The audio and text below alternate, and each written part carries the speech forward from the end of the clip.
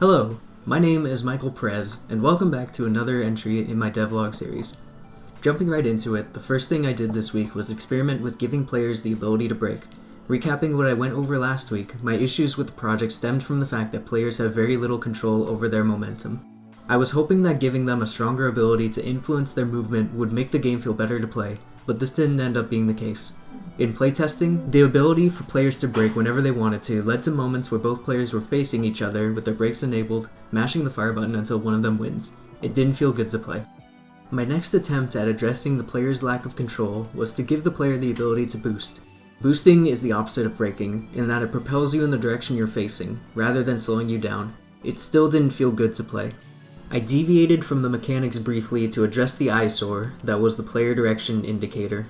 I initially went with the triangle as it was the fastest way to get a player direction indicator into the game, which meant I could get back to working on the mechanics as soon as possible.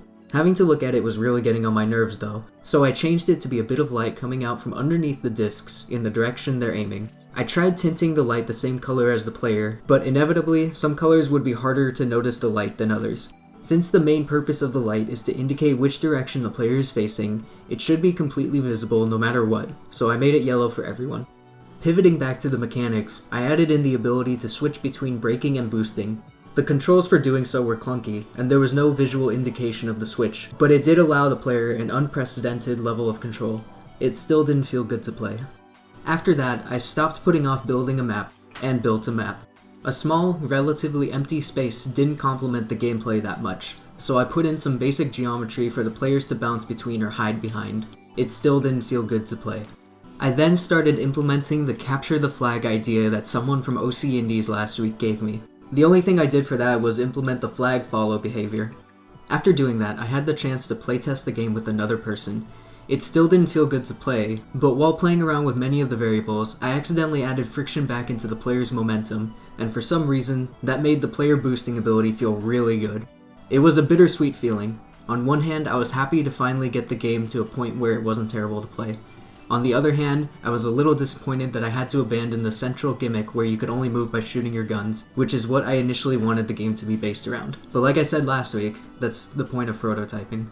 So the player movement now felt good, but the gunplay still felt janky. To address this, I planned on making melee weapons the primary way of confronting each other, while the guns would be a rare, powerful drop with limited ammo.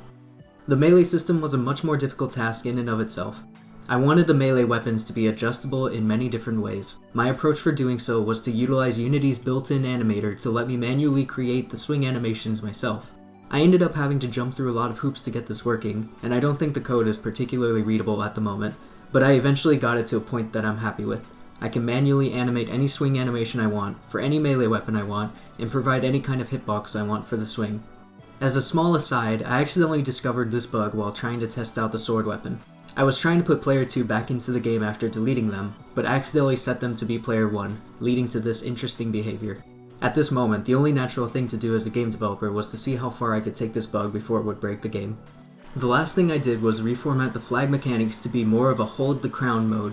I figured given how tight the controls are and how small the map is, capture the flag wouldn't be very fun. Now, the player's goal is to grab the flag and hold onto it, which will periodically give them points for as long as they hold ownership. I think this will be a fun cat and mouse style game where players are always in fast-paced pursuit of each other in order to try and grab the flag.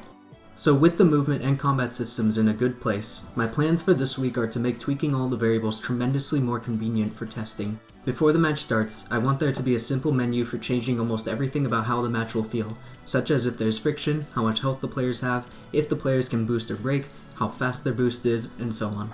Then, I want to work more on the match system itself. UI for keeping track of the player's score, what happens when one of the players gets knocked out, random weapon spawns in the map, etc, etc. It'll be tremendously easier to gauge if the game is fun once all that stuff is in. And that's all I have to say about the game this week.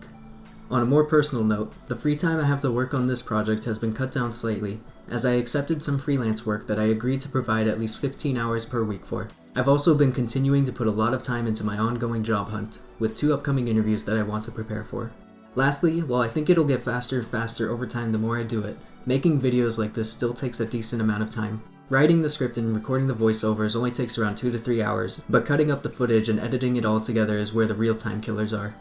The first video took 8 hours to edit because I had to re-record a lot of the voiceovers, gather more B-roll footage, cut many things out of the existing footage I had, and endure many Vegas Pro 14 rendering errors. I'm hoping that it'll be much faster this time, as I have plenty of clean footage to work with, and proper knowledge of what render settings I need for the video to not mess up. One final thing I wanted to mention was that last week I neglected to bring up how a buddy of mine has been providing the models for all of the weapons in the game, so I very much appreciate him for doing that. Similarly, the background music you're hearing right now was also provided by a friend of mine, Leo, and you should totally go check out his other tunes because they're all absolutely great. I'll link you to his SoundCloud in the description. I'll be back sometime next week for the next entry. Rather than starting and finishing every video on Fridays, I'm thinking I'll start making the videos on Fridays and finish it up and upload it on Saturdays. Thanks for watching, and if you're coming back next week, I'll see you then.